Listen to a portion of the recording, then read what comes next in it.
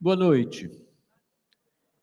É uma alegria ver esse salão nobre da reitoria da UFBA, restaurado em toda a sua beleza, completamente lotado. Este que é um espaço símbolo de momentos os mais significativos da vida da nossa comunidade. E o que nos traz aqui hoje é certamente um momento de enorme significado para a nossa comunidade. A cerimônia de posse do reitor da Universidade Federal da Bahia. Um momento, portanto, em que celebramos a nossa vitalidade política e, acima de tudo, um momento em que honramos o espírito democrático que orienta e organiza a vida da nossa comunidade, a vida da UFBA. É esta, tenho certeza, uma cerimônia cujo significado ultrapassa os muros da Universidade Federal da Bahia. Sim, pois ao celebrarmos nesse rito de posse a democracia da vida universitária, sinalizamos para a sociedade a nossa disposição de continuar lutando para impedir que prospere no Brasil qualquer gesto que atente contra a democracia, contra a liberdade, patrimônios duramente conquistados pelo nosso povo. Quero agradecer vivamente, com muita alegria, todas as presenças. Em primeiro lugar, da comunidade da Universidade Federal da Bahia, meus colegas professoras e professores, meus colegas técnicos, os estudantes, os trabalhadores terceirizados. Obrigado pela presença de cada um de vocês. Quero saudar todas as autoridades presentes, secretários municipais, secretários estaduais, autoridades do judiciário, autoridades militares. Quero saudar os reitores das nossas co-irmãs, o ex-reitor desta casa, professor Naumar de Almeida. Quero saudar com especial carinho os meus colegas de conselho universitário, diretores das unidades da Universidade Federal da Bahia e demais representantes que têm assento no nosso Conselho Maior. Saúdo também com viva alegria as entidades representativas da nossa comunidade, a APUB, a Associação dos Professores Universitários da Bahia, a ASUFBA, que representa os técnicos administrativos em educação da nossa casa, e o DCE, Diretório Central dos Estudantes. Saúdo também representação estudantil na figura da UEB, da União dos Estudantes da Bahia. Minha saudação também se dirige às muitas instituições presentes, as mais variadas, as instituições estrangeiras que se fazem também aqui representar, a professores eméritos que participam dessa cerimônia, aos muitos amigos, às muitas amigas, há muitos familiares que também estão aqui hoje. Um abraço especial, uma saudação especial aos meus colegas de gestão, aos colegas da equipe com quem pude servir ao longo dos 8 anos e que, na sua larga maioria, permanecerão trabalhando em nome da universidade. Quero saudar com especial carinho a mesa desta cerimônia, secretário Danilo, em seu nome saúdo o governador do Estado, meu colega professor Penildo Silva, agora vice-reitor desta universidade, e meu amigo, irmão, companheiro de aventura e de viagem, com quem aprendi a cair e levantar ao longo desses 8 anos, João Carlos Salles Pires da Silva. João,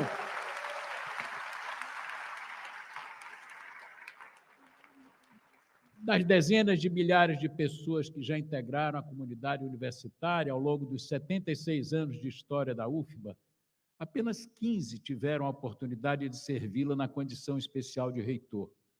Seu primeiro e, por obrigação, mais cobrado, jamais seu mais importante servidor. Tão grande quanto a honra de ser reitor é a responsabilidade de ser, por 4 anos, o principal ouvido de uma comunidade de mais de 60 mil pessoas, estudantes, professores, técnicos, terceirizados das mais diversas áreas, portadores das mais variadas necessidades, anseios e aspirações. Ser reitor é, sem dúvida, uma dádiva concedida pela comunidade universitária, Uma dádiva, contudo, que carrega uma enorme e desafiadora missão: conduzir e representar uma instituição que encarna a principal aposta de nossa sociedade em um futuro de saber e liberdade, pleno de ciência, de cultura e de arte, pleno de vida. Mas atenção, trata-se de uma dádiva que expressa uma vontade, a vontade da comunidade universitária. E aqui é preciso reafirmar, agora e sempre, que deve ser dela, desta vontade da comunidade universitária, desta vontade soberana e somente dela, o direito de escolher a pessoa que por 4 anos será seu primeiro servidor. Uma vez mais, repito, é a vontade democrática da comunidade universitária que faz de alguém um verdadeiro reitor. Celebremos, pois, a satisfação, fruto de grande mobilização nossa nesses tempos tão desgraçadamente sombrios, de ver o cargo maior de nossa comunidade sendo ocupado por alguém escolhido democraticamente através do voto pela comunidade universitária.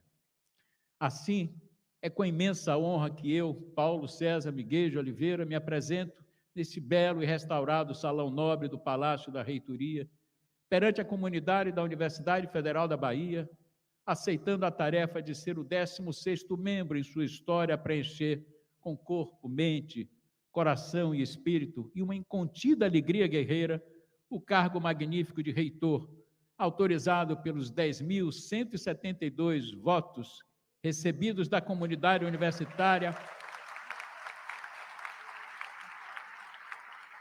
recebidos por mim e pelo professor Penildo Silva, meu companheiro de chapa e agora vice-reitor, e pela chancela do Colégio Eleitoral da nossa comunidade, que indicou nossos nomes no primeiro lugar de suas listas tríplices, com maioria de votos.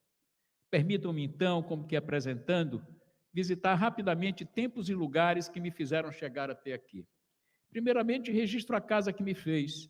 Tive menos do que você, João, nosso ex-reitor, mas ainda assim tive muitas mães.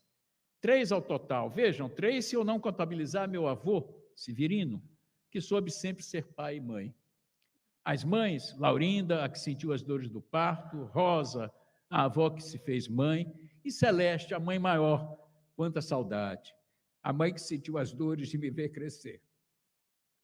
E já agora, em se tratando de casa, como tempo e lugar preciosos, a casa em que experimento amor, companheirismo, cumplicidade, felicidade, no carinhoso e permanente colo que me oferece minha mulher, amiga e companheira Carolina, meus filhos,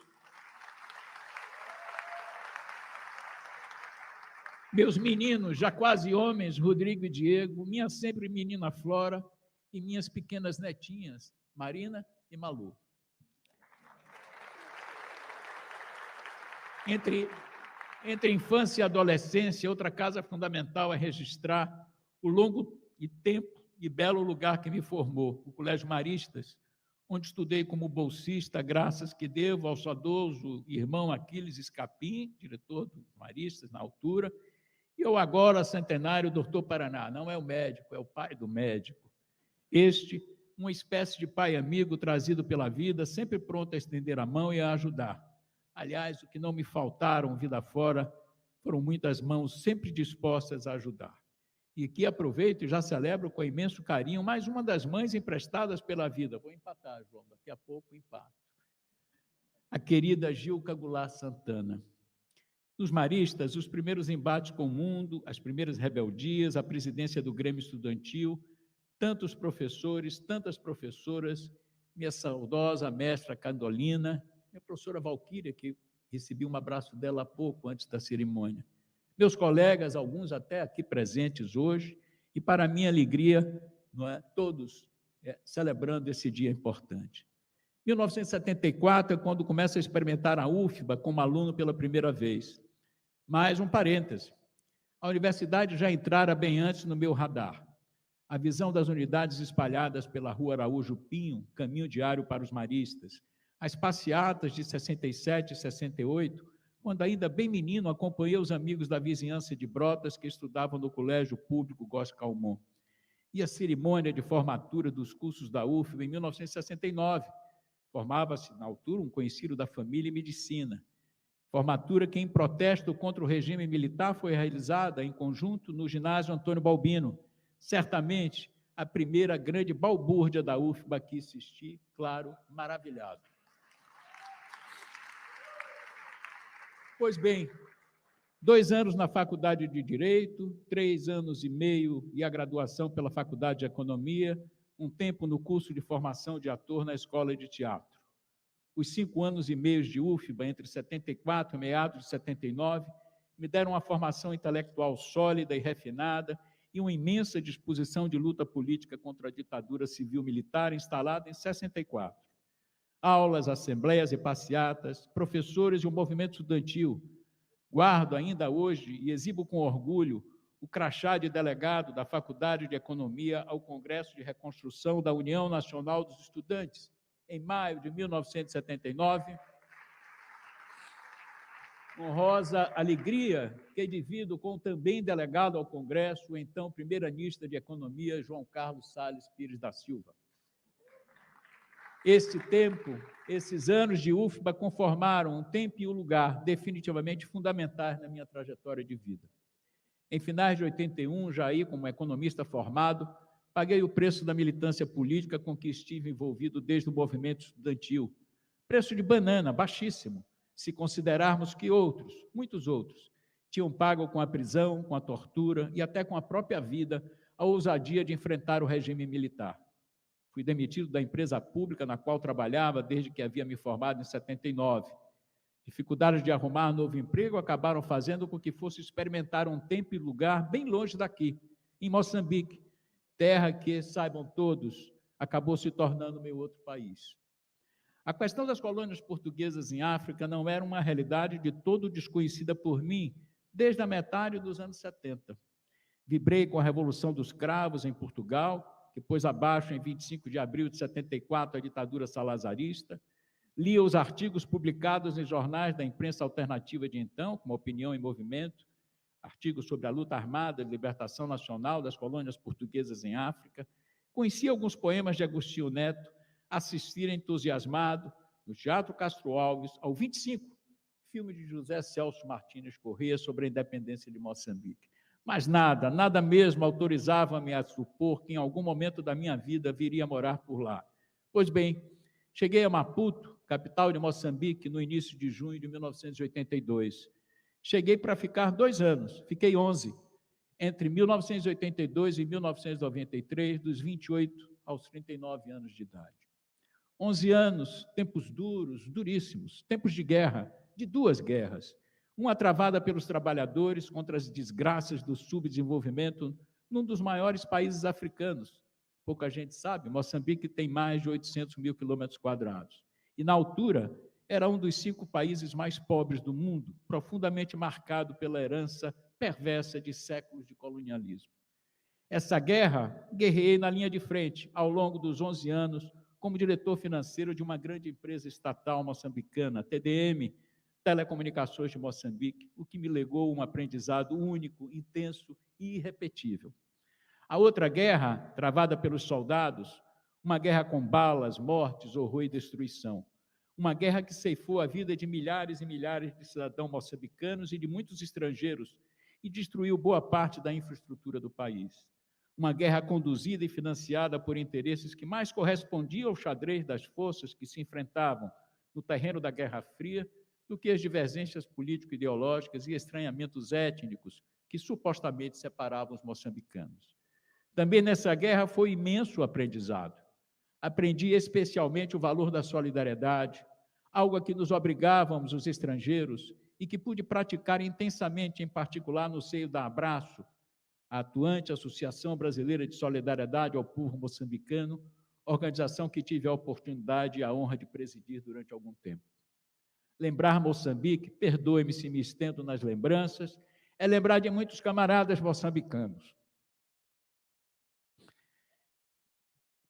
Rui Fernandes, o filósofo Oliveira, que se foi durante a pandemia, Zé Mioto, Odete, Zita, e o mais conhecido de vocês, Mia Couto, e o saudoso Carlos Cardoso, que tombou na luta contra a corrupção. E também muitos brasileiros, quase todos eles integrantes da diáspora política provocada pelo regime militar, todos eles, quase todos, pelo menos, ex-exilados. Álvaro, Reinaldinho, Gerson, Baixo, saudades de Fábio, Pedrão e Pinheiro, que já foram para o andar de cima. É lembrado o abraço recebido do presidente Samora Machel na cerimônia do seu último 1º de maio, em 1986, antes do atentado que o matou nesse mesmo ano. É lembrar de ter beijado a mão de Nelson Mandela, Mandiba, quando visitou Maputo após a sua libertação na África do Sul. É lembrar com alegria de lá ter nascido minha filha, Flora, mas também é lembrar da dor de ter visto lá ficar meu filho Gabriel, falecido ainda pequenino. Moçambique é tatuagem de tempo, lugar e gente que guarda em mim com orgulho e para sempre. Em 1993, estou de volta ao Brasil, a Salvador. Me reencontro com a cidade da Bahia, trabalhando no governo municipal, na gestão da minha querida amiga Lídice da Mata. Volto, então, à UFBA, ingressando...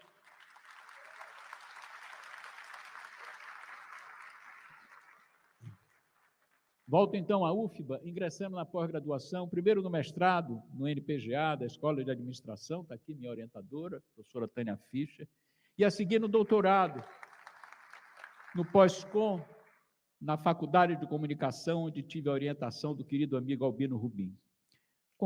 Concomitantemente, passo a lecionar na rede privada de ensino superior. Em 2003, fui convidado para o Ministério da Cultura do governo Lula, como assessor especial do ministro, e a seguir como secretário nacional de Políticas Culturais, pude participar ativamente, entre 2003 e 2005, da histórica gestão de Gilberto Gil, à frente da pasta da Cultura. 2006, com a criação da Universidade Federal do Recôncavo da Bahia, a querida UFRB, é quando entro no Sistema Federal de Ensino Superior. Devo lembrar aqui a honra de ter integrado a primeira turma de docentes da UFRB, tendo lá lecionado até 2008 no CAL, Centro de Artes, Humanidades, Letras e da UFRB, que fica no centro do mundo, não é, João? Na bela e heróica cidade de Cachoeira. A criação do Instituto de Humanidades, Artes e Ciências, professor Milton Santos, nosso IAC, minha casa, é que vai permitir meu ingresso como docente na UFBA, na primeira turma de concursados em janeiro de 2009. Não há dúvidas que, desde então, no IAC, na docência dos bacharelados interdisciplinares no pós-cultura, e nas atividades de pesquisa e extensão desenvolvidas no CULT, o Centro de Estudos Multidisciplinares em Cultura, e no OBEC, Observatório de Economia Criativa, em meio aos colegas professores, técnicos e muitos alunos, tenho podido realizar para mim imensa alegria o majestoso encontro sempre referido por João Carlos entre vocação e profissão. Confesso que mais não precisaria me dar a UFBA, mas acabou me dando, e muito mais. O honroso cargo de vice-reitor dos 2 mandatos do reitor, professor João Carlos, de 2014 até poucos dias atrás. Honra e lugar privilegiados. Sim, pois se docência, pesquisa e extensão junto à comunidade do IAC me fazem aprender muito os 8 anos acompanhando o reitor João Carlos, me garantiram um aprendizado fundamental na condução cuidadosa e paciente das questões acadêmicas e administrativas de uma instituição única, tão complexa e tão diversa quanto a nossa UFBA. Me permitiram participar do tecimento do esforço permanente de resistência aos ataques de toda a ordem desferidos contra a universidade. Aqui, professor João Carlos, mais uma vez e sempre eu, reitor agora eleito, nomeado, empossado, agradeço pelos 8 anos em que tive a honra de caminhar a seu lado, sob sua liderança. Obrigado pela confiança. A partir de agora, um novo desafio, esse novo reitorado. Seja qual for o quadro político-econômico que se encontre o país a partir do próximo ano, a UFBA seguirá enfrentando com altivez os grandes desafios do seu tempo. Em cenário de escassez ou de bonança de investimentos federais, a política de gestão responsável da coisa pública, lastreada por um planejamento racional e audacioso e sempre em busca da maior eficiência em aquisições e contratações, bem como da plena execução orçamentária anual, continuará sendo o alicerce da administração da UFBA nos próximos 4 anos. Somente com o planejamento em dia e as contas arrumadas, disponíveis a qualquer tempo ao escrutínio da comunidade e da sociedade de forma transparente, é que se pode realizar o desafio de investir em uma educação superior que conjugue qualidade e inclusão social. Se em 22 as cotas nas universidades federais completam 10 anos de aprovação pelo Supremo Tribunal Federal, na UFBA elas atingem a maturidade, completando 18 anos. Nada mais condizente com o pioneirismo de nossa universidade nesse campo do que iniciar um novo reitorado reafirmando a defesa intransigente das ações afirmativas que devem ser não somente mantidas, como continuamente ampliadas, sendo esse um compromisso fundamental da gestão que se inicia, como foi nos 8 anos da gestão anterior. Serão continuadas com ampliação de seu alcance as ações de incentivo à permanência dos estudantes em situação de vulnerabilidade socioeconômica. Aqui registro que considero a permanência como o grande desafio da universidade pública hoje, bem como terão seguimento as políticas de garantia do efetivo preenchimento das vagas reservadas aos setores sociais e aos grupos identitários historicamente desfavorecidos. No ensino, terão prosseguimento de diretrizes inclusivas, como a que prevê disciplina sobre relações étnico-raciais e história das populações afro-brasileiras nos cursos de graduação, que hoje já alcançam parcela significativa dos nossos cursos, mas que devem atingir a totalidade. A busca incessante por qualidade no ensino se expressará, entre outras ações, na intensificação das ações de formação e capacitação docente, de modo que a UFBA possa continuar melhorando seu desempenho nas avaliações oficiais da educação superior, alavancando o regular e significativo avanço alcançado ao longo dos últimos 8 anos. Outra meta ambiciosa, em que ensino e extensão estarão fortemente articuladas, será a curricularização das atividades extensionistas, que, por determinação do nosso Conselho Superior de Ensino, Pesquisa e Extensão, tornaram-se obrigatórias em pelo menos 10% da carga horária dos cursos de graduação da nossa universidade. Fundamental para a concretização dessa política será certamente um amplo e franco debate acerca da regulamentação das atividades de extensão nos diversos cursos, a fim de contemplar as peculiaridades da interlocução entre universidade e sociedade em cada área do conhecimento. A pesquisa também terá pela frente grandes desafios. A promoção de condições para o intercâmbio nacional e internacional de pesquisadores de diversas áreas e em diferentes estágios da carreira é certamente um objetivo essencial, alvo de novas ações e expansão das já existentes, a exemplo do CapSprint e dos editais de professor visitante. Nesse sentido, são fundamentais tanto os laços e parceria com instituições e pesquisadores de outros países, quanto as ações internas de visibilização de chamadas e resultados de pesquisa, além das políticas de capacitação acadêmica e linguística para a democratização do acesso a bolsas e financiamentos.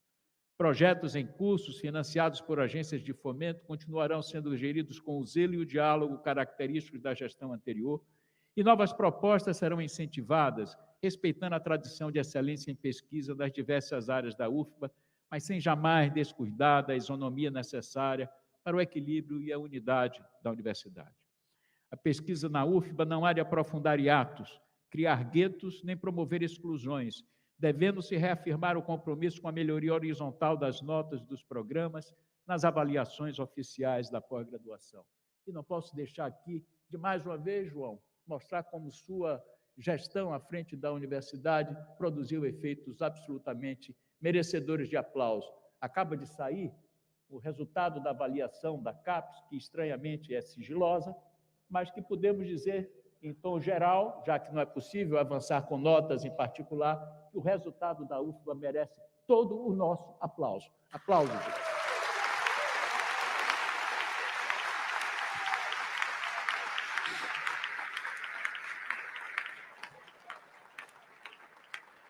Na área administrativa, em que pese a conhecida retração orçamentária que a UFBA enfrenta e que, acumulada ao longo dos últimos anos, será de difícil reversão a curto prazo, mesmo num cenário mais otimista, a UFBA seguirá enfrentando com firmeza e inteligência os desafios relacionados à segurança dentro e no entorno dos campi, aprofundará as ações de eficiência em gestão de contratos e fiscalização de serviços, manterá a responsabilidade com a coisa pública nos processos de aquisições de bens e de serviços, procurando antecipar cenários e executar seu planejamento com racionalidade. Adversidades orçamentárias tampouco farão a administração central descuidar da manutenção preventiva e corretiva do seu 187 prédios, estacionamentos, vias de acesso e áreas verdes, como já vem ocorrendo. A diretriz de priorizar o término de obras já iniciadas, que na gestão anterior resultou em mais de 75% de conclusão das construções ainda inacabadas, será sem qualquer dúvida mantida. Concluir obras, zelar por prédios e outras áreas comuns é não um objetivo em si mesmo, senão um meio de cuidar das pessoas que ocupam o espaço físico da universidade. Nossos mais de 60 mil estudantes, professores, técnicos e terceirizados. Na área de gestão de pessoas, a administração central seguirá comprometida com a implementação dos turnos contínuos, bem como com a discussão responsável acerca das novas modalidades de realização do trabalho técnico-administrativo, sem perder de vista a necessidade de criação de condições que estimulem a ocupação presencial da universidade, algo fundamental, seja para o restabelecimento da saúde da comunidade, abalada pelo isolamento no período da pandemia, seja para a defesa do patrimônio da instituição, que, se ficar esvaziado, tornar-se-á certamente bastante vulnerável, inclusive, ao escuso assédio da especulação imobiliária. No mesmo sentido, faz-se necessária a realização de um debate crítico, de modo a se chegar a um marco regulatório que dê conta da utilização na justa e necessária medida das possibilidades aportadas pela EAD, Educação à Distância. Atenta aos desafios e necessidades impostos pelo rápido desenvolvimento de novas tecnologias digitais, a UFBA seguirá ampliando, na medida do possível, investimentos em atualização de infraestrutura e modernização de equipamentos e sistemas. Visando a melhoria da capacitação e condições de trabalho, serão apresentados um programa de desenvolvimento continuado para gestores atuais e futuros nos diversos níveis das áreas administrativas e acadêmicas. Na medida em que cada uma dessas metas se converta em uma nova realização, a comunidade precisará cada vez mais tomar conhecimento delas, bem como dos principais resultados de nossa pesquisa, nosso ensino, nossa extensão. Para isso, a comunicação institucional e a produção editorial da UFBA deverão ser cada vez mais fortalecidas, de modo a melhorar as condições para a produção de notícias, campanhas informativas e publicações compatíveis com o que há de melhor na atualidade. E, por fim, fiquemos tranquilos, não deixaremos de nos encontrar, anualmente para celebrar toda a nossa produção acadêmica e nossas grandes realizações no precioso Congresso da Universidade Federal da Bahia, esse evento luminoso e acolhedor que coloca a UFBA em diálogo consigo mesma e com a sociedade baiana e brasileira, que já tem lugar cativo no coração de cada membro da nossa comunidade. Avançar na realização de todos esses desafios, os já existentes, que não são poucos, e os que estão por vir, todos eles próprios de uma instituição viva, carente de recursos e em permanente transformação, não é uma tarefa simples.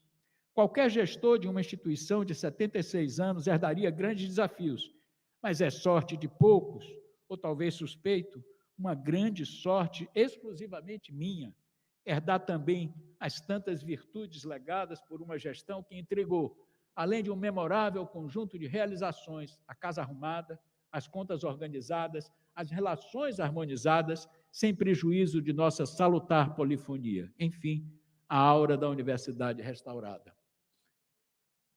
A gestão que se inicia herda, sem sombra de dúvida, a melhor condição possível para que um novo reitorado, tendo a sorte de encontrar condições político-econômicas mais favoráveis no país, possa avançar em tudo aquilo que não se conseguiu realizar nos últimos 8 anos. Mas herda, principalmente, a alegria de poder dar continuidade a uma forma horizontal, franca, responsável, isonômica e transparente de gerir a coisa pública.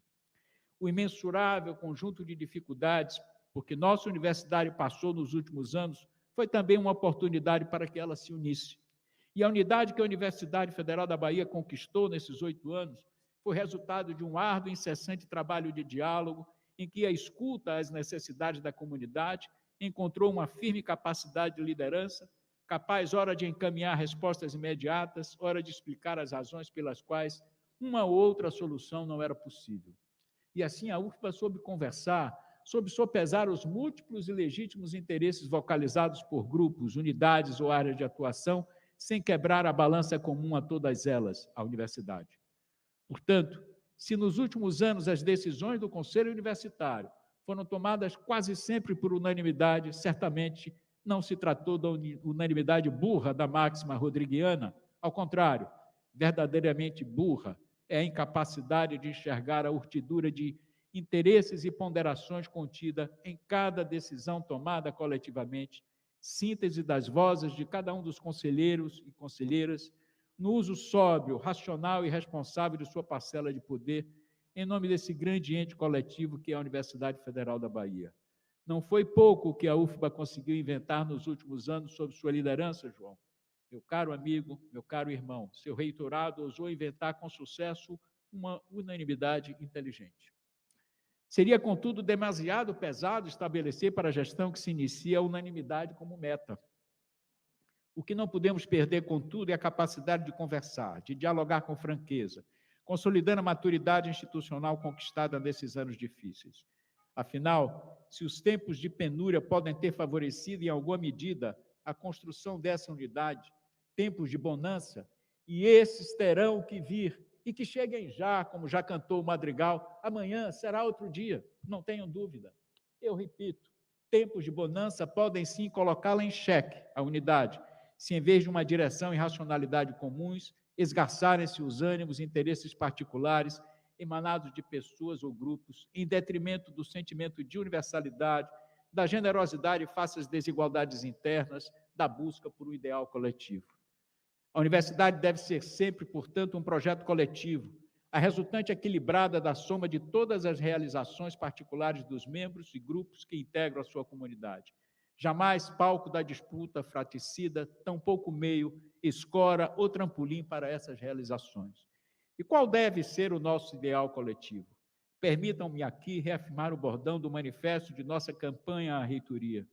A aposta no ensino, pesquisa e extensão de qualidade, de forma pública e gratuita, com gestão transparente e cuidadosa, inclusão social e combate continuado a todo tipo de desigualdade.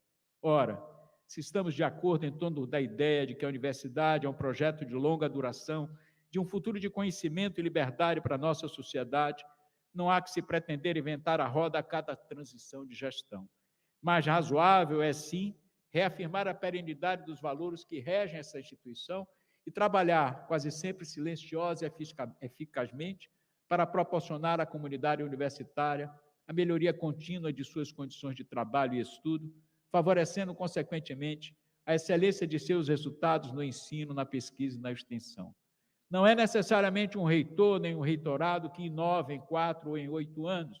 Quem verdadeiramente inova, e inova a cada dia, é cada membro e cada coletivo que compõe a comunidade universitária, desde que dotaram das condições necessárias para realizar o seu trabalho. É, portanto, desses princípios e desse ideal que emerge a nossa força para resistir, reagir e lutar com coragem e altivez sempre que nossa casa se vir desrespeitada ou atacada. Nossa luta contra o obscurantismo e pela democracia, por uma universidade plena e verdadeiramente universal em todas as áreas da ciência, da cultura e das artes, será contínua e incessante.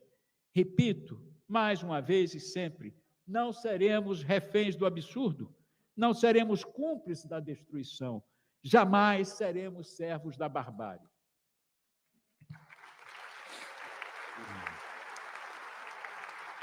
É, portanto, em nome desse conceito de universidade, com essa disposição de luta, que trabalharemos para obter mais recursos junto às agências de fomento, junto ao governo federal, junto ao parlamento, se possível ampliando também a captação de receitas próprias para seguir concretizando sua expansão.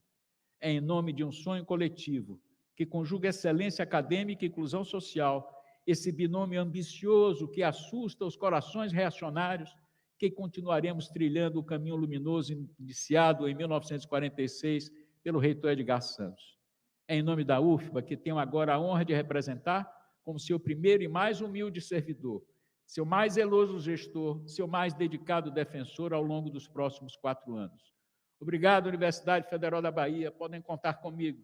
Declaro aberto esse reitorado. Está encerrada a cerimônia. Obrigado.